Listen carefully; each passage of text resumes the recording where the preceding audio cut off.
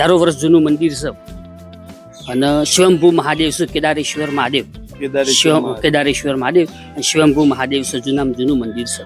વાવ ને એવું કઈ? હા, વાવ પહેલા અહીંયા વાવ હતી મોટી, હજારો વર્ષ પહેલા અહીંયા વાવ હતી. આ પછી લગભગ હમણાં જ 30-40 વર્ષ પહેલા જ પૂરવામાં આવી શકો. બરાબર.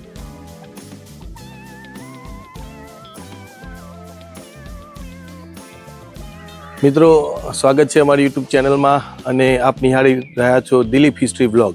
મિત્રો, આજે મહેસાણા જિલ્લાના સુદાસના ગામની અંદર એક ઐતિહાસિક મંદિર જોવા મળ્યું, જે તમને બતાવવાનો પ્રયત્ન કરીએ છીએ.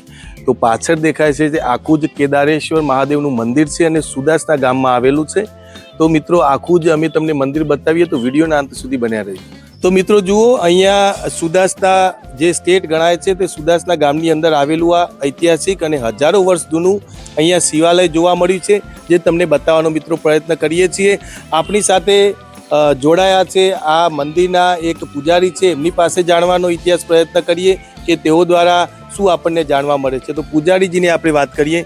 બોલો ભાઈ, કેટલા વર્ષ જૂનું આ મંદિર?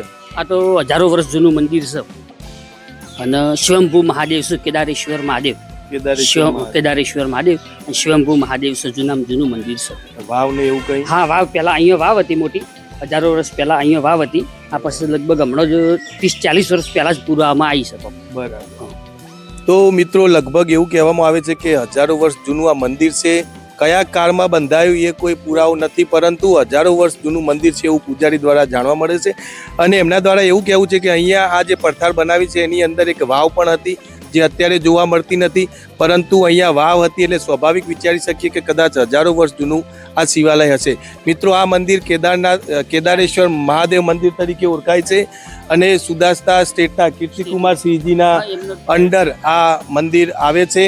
મિત્રો, અહીંયા વાતાવરણ આજુબાજુનું તમે લોકેશન જોઈ શકો છો, ખૂબ સુંદર અને કુદરતના સાનિધ્યમાં આખું જ નિર્માણ પામેલું છે. મિત્રો, અહીંયાથી પસાર થતી વખતે આ મંદિર અમારી નજરમાં આવ્યાથી અમે આ મંદિર તમને બતાવવાનો પ્રયત્ન કરીએ છીએ. અંદર જઈને બતાવીએ કે આખું જ મંદિર કેવું છે ને કેવા પ્રકારનું છે, કેવી શિલ્પકળા અહીંયા જોવા મળે છે. તો મિત્રો જુઓ, આ પ્રકારનું આખું જ મંદિર અહીંયા જોવા મળે છે. કદાચ પ્રાચીન પથ્થરોથી બનેલું હોય એ પ્રકારે અહીંયા તમે જોઈ શકો છો. મિત્રો, કોતરકામની જો કે હજારો વર્ષ જૂનું મંદિર છે એવું અહીંયા પૂજારી દ્વારા જાણવા મળે છે. તમને બતાવવાનો પ્રયત્ન કરીએ. આખું જ મંદિર સ્તંભો પર રચાયેલું છે. મિત્રો, તમે સ્તંભો જોઈ શકો છો. અહીંયા પીળા અને લાલ રેતિયા રંગના પથ્થરોથી બનેલું મિત્રો આ મંદિર છે. સુદાસના સ્ટેટ જે ગણવામાં આવે છે, સુદાસના ગામનું જ આ મંદિર ગણવામાં આવે છે અને હજારો વર્ષ જૂનું છે મંદિર. અહીંયા મિત્રો તમે જુઓ, પથ્થરથી બનેલું એક કોઠિયું પણ તમે નિહાળી શકો છો ને અંદર સ્વયંભૂ શિવલિંગ એવું કહેવામાં આવે છે. તો શિવલિંગના પણ અમે તમને દર્શન કરાવવાનો પ્રયત્ન કરીશું. મિત્રો, અંદર પરસાળ થોડી ઊંડી રાખવામાં આવેલી છે. અહીંયા જુઓ, બાંધકામ આ પ્રકારનું જોવા મળે છે. અંદર સ્વયંભૂ શિવલિંગ છે. મિત્રો, પ્રાચીન પથ્થરોથી બનેલું શિવલિંગ અહીંયા જાણવા મળે છે અને ઉપર શેષનાગની આખી પ્રતિમા જોવા મળે છે. મિત્રો, તો આ પ્રકારે આપ દર્શન પણ કરી શકો છો આ મંદિરના. અને સુદાસના ગામ લેવલે આ મંદિર છે. મિત્રો, ખૂબ સુંદર અને ઐતિહાસિક મહત્વ ધરાવે છે. અહીંની પડથાળ તમે જોઈ શકો છો. જેમ પ્રાચીન મંદિરો હતા એ પ્રકારે અહીંયા બાંધકામ અને શિલ્પકળા થોડી ઘણી જોવા મળે છે. તો આ પ્રકારે આપ દર્શન પણ કરી શકો છો. તો આ છે મિત્રો સુદાસનામાં આવેલું એક હજારો વર્ષ જૂનું કેદારેશ્વર મહાદેવનું મંદિર.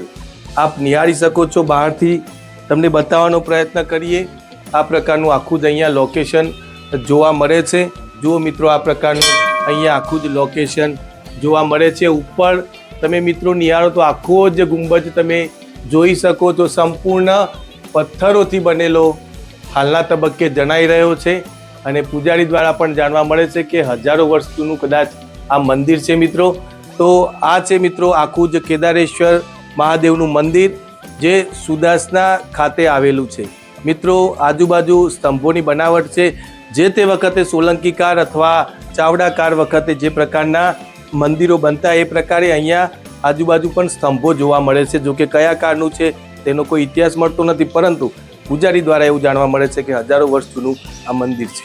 અહીંયા આ પ્રકારે મિત્રો જુઓ, સમાધિઓ પણ આ મંદિરની બાજુમાં આવેલી છે મહંતોની. આપ નિહાળી શકો છો. અહીંયા આપ જોઈ શકો છો. આ પ્રકારે આખી જ કતારબદ્ધ અહીંયા સમાધિઓ પણ બાજુમાં આવેલી છે. જુઓ મિત્રો, વચ્ચે એક શિવલિંગ પણ જોવા મળે છે. આ પ્રકારની અહીંયા આખું જ વાતાવરણ મિત્રો જોવા મળે છે. અને પાછળની બાજુ પણ અહીંયા તમે જોઈ શકો છો, એક વચ્ચે પાછળની બાજુએ પણ આ કદાચ સમાધિ હોય કે મંદિર હોય પ્રકારનું આયોજન અહીંયા જોવા મળે છે. તો આ છે મિત્રો આખું જ કેદારેશ્વર મહાદેવનું મંદિર જે સુદાસના ખાતે આવેલ છે. અને અહીંયા રહેવા માટે આ તો આશ્રમ શાળાઓ હતી ને ભાઈ. તો આ પ્રકારે અહીંયા ધર્મશાળાઓ પણ જોવા મળે છે. ઘણા વર્ષ જૂની હોય એવું લાગી રહ્યું છે. બાંધકામ પણ રજવાડી ટાઈપ અહીંયા લાગી રહ્યું છે. તો મિત્રો આખું જ આ પટાંગણ કહી શકાય કે કેદારેશ્વર મહાદેવના મંદિરનું છે. આજુબાજુનું વાતાવરણ ખૂબ સુંદર અને આહલાદક છે મિત્રો. તો આ પ્રકારે છે આખું જ મંદિર, એના બાજુની સમાધિઓ અને આ પ્રકારે આખું જ વાતાવરણ અહીંયા જોવા મળે છે. જુઓ મિત્રો, આ પ્રકારે આખું જ પાછળથી આ મંદિર દેખાય છે. ખૂબ સુંદર અને ઐતિહાસિક મહત્વ ધરાવે છે આ મંદિર. હજારો વર્ષ જૂનો ઇતિહાસ છે મિત્રો. અને સુદાસના ગામની અંદર આવેલું છે આ મંદિરને. આ પ્રકારે આખી જ કતારબદ્ધ અહીંયા સમાધિઓ પણ જોવા મળે છે મંદિરની બાજુમાં. તો આ છે મિત્રો આખું જ મંદિર જે બહારથી તમને બતાવવાનો પ્રયત્ન કરીએ છીએ.